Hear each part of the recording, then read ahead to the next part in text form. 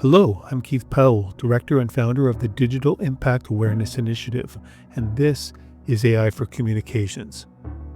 This podcast is an extension of my Substack, also called AI for Communications, which you can find at aiforcomms.substack.com, and is meant to provide communications and other related professionals the tools they need to effectively and responsibly use AI in their work. This week's episode is about using AI to write your press releases. And like with anything, AI tools promise to take the grunt work out of much of our daily work. But I wanted to see if I could whip up a press release that could be used in a pinch, if time was short like in a crisis, or if the office was otherwise busy. So I created a prompt for a crisis regarding a software glitch for a self-driving car company and asked 4 different GPTs such as ChatGPT, Claude, Gemini, and Perplexity to write a press release regarding the situation based on some talking points I gave them, and asked them to create a strong quote from the company's CEO. As for some parameters, I deliberately left out PR boilerplate items such as for immediate release or media contact details. For this exercise, I focused solely on the content of the PR. I also made sure to be logged out of all the systems I tested, as I was worried that there would be a noticeable difference between the platforms I've subscribed to and the ones I use for free. And this is the prompt I wrote. You are a communications professional with over 2 decades of experience managing communications and creating strong messaging for corporate clients. Please create a 3-paragraph press release about a data breach for an Edison 2000, which is a self-driving car. Consider the following. 1. The breach potentially gives hackers control of the car while it is in motion. 2. The only models affected are the Edison 2000 line. These are all being recalled for a free upgrade. And 3. The software vulnerability has been patched. Create a quote from Edison CEO John Q. Smith expressing concern and building confidence that the issue will be corrected. The press release should 1. Have an informational headline without being sensationalistic, 2. Be written using the inverted pyramid, and 3. Be written using Canadian Press Style Guide. Here are the responses. ChatGPT. Edison issues recall of Edison 2000 models following data breach. Toronto, September 10, 2025. Edison Motors announced today that it is recalling all Edison 2000 self-driving vehicles after identifying a software vulnerability that could have allowed hackers to gain remote control of the car while in motion. The company has already patched the issue and is offering a free upgrade to all affected vehicles. The vulnerability was limited to the Edison 2000 line and does not affect any other models.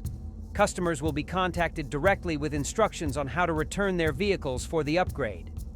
Edison stressed that there have been no confirmed cases of the vulnerability being exploited and that the recall is being carried out as a precautionary measure to ensure customer safety. "We take this situation extremely seriously," said John Q. Smith, CEO of Edison Motors. "Our customers place their trust in us every time they get behind the wheel, and we are committed to protecting their safety and confidence. While this issue has already been corrected, we will continue to strengthen our systems to ensure it does not happen again." Claude.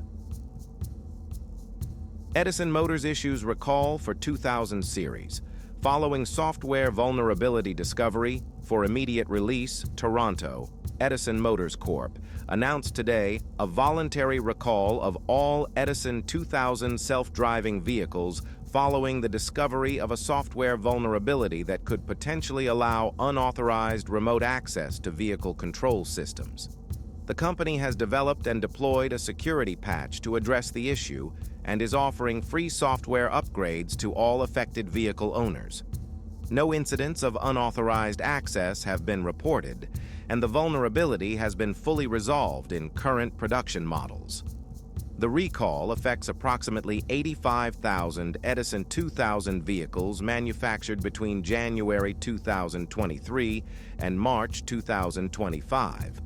The software vulnerability, identified through the company's ongoing security monitoring program, could theoretically enable remote interference with vehicle operations while in motion. Edison Motors has coordinated with Transport Canada and provincial transportation authorities to ensure rapid deployment of the security update. Vehicle owners will receive direct notification within 48 hours and can schedule free software upgrades at any authorized Edison service center or through the company's mobile service program. The safety and security of our customers is our absolute priority, said John Q. Smith, Chief Executive Officer of Edison Motors.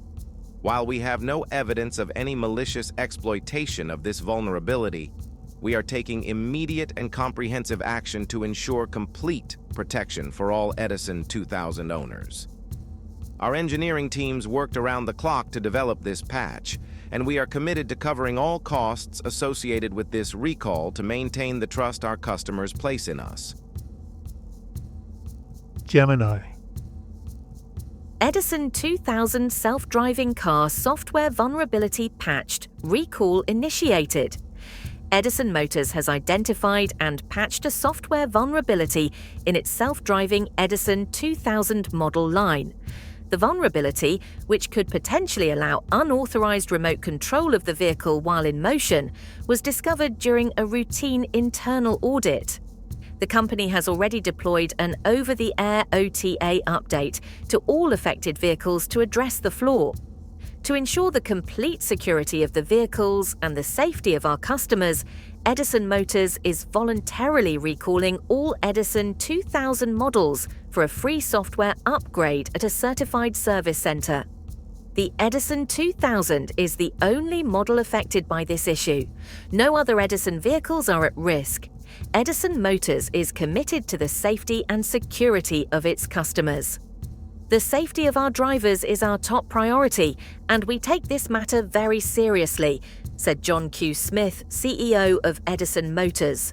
We moved quickly to identify and patch this vulnerability, and we are working tirelessly to ensure that every affected vehicle receives the necessary software upgrade. We are confident that this recall will resolve the issue and restore full confidence in our product. We thank our customers for their patience and understanding as we work to make this right. Customers can visit the Edison Motors website or contact customer service to schedule their free software upgrade. The company has also established a dedicated hotline to answer any questions or concerns. Edison Motors will continue to monitor its systems and work with security experts to prevent future vulnerabilities. The company apologizes for any inconvenience this may cause and is committed to maintaining the highest standards of safety and security for all its vehicles.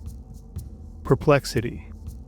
Edison recalls Edison 2000 models following software vulnerability. Edison Motors has announced a full recall of its Edison 2000 line of self-driving vehicles following the discovery of a software vulnerability that could have allowed hackers to remotely access and potentially take control of the car while in motion. The company confirmed that no other models are affected and that the vulnerability has since been patched with an immediate software upgrade. All Edison 2000 vehicles are being recalled for a free upgrade to permanently resolve the issue. Edison has notified affected customers directly and is working with regulators and safety bodies to ensure a smooth and efficient recall process. The company has confirmed that the updated software has been tested and validated to eliminate the security risk. Our customers' safety is our top priority, and while we have no reports of this vulnerability being exploited, we are taking decisive action to ensure it cannot pose any risk, said John Q. Smith, Chief Executive Officer of Edison Motors. We regret the concern this may cause our customers, and we are confident that the corrective measures we are putting in place will restore trust and ensure the continued safety of our innovations on the road.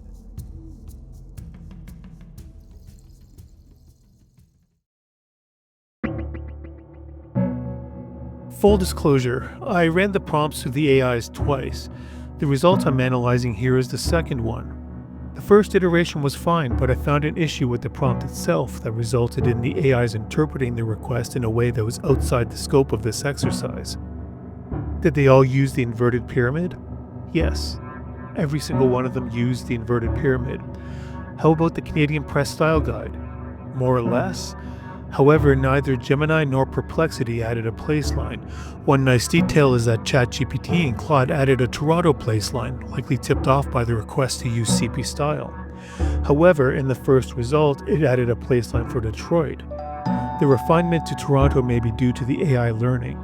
Although I wasn't logged in, it may have remembered some aspects of previous interactions.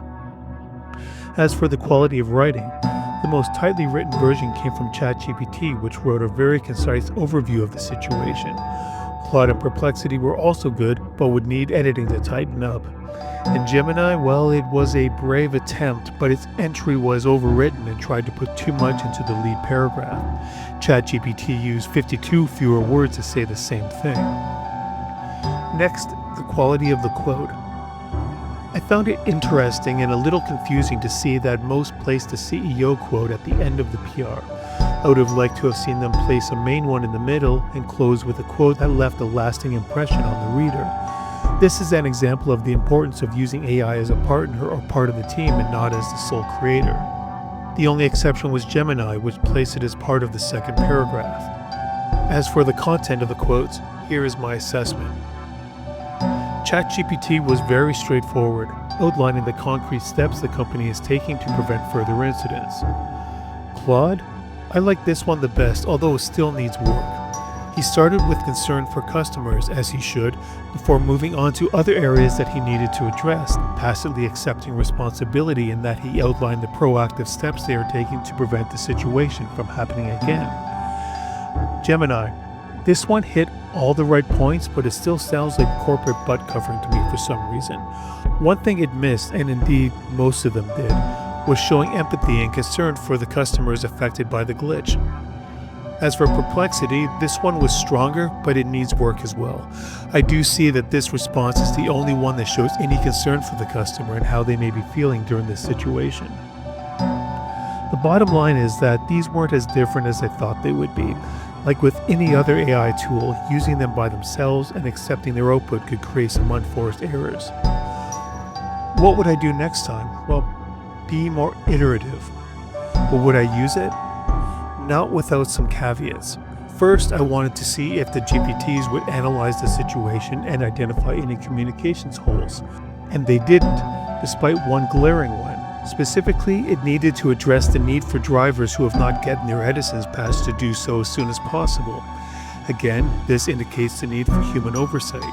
Next, these outputs are clearly drafts and would need substantial work before they would leave the office, much less shown to journalists.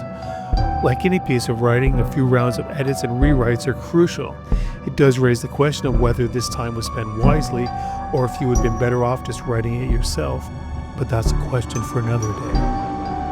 How do you use AI for press releases and crisis materials? I'd love to hear your thoughts and experiences. Thanks for listening, and I'll see you next week.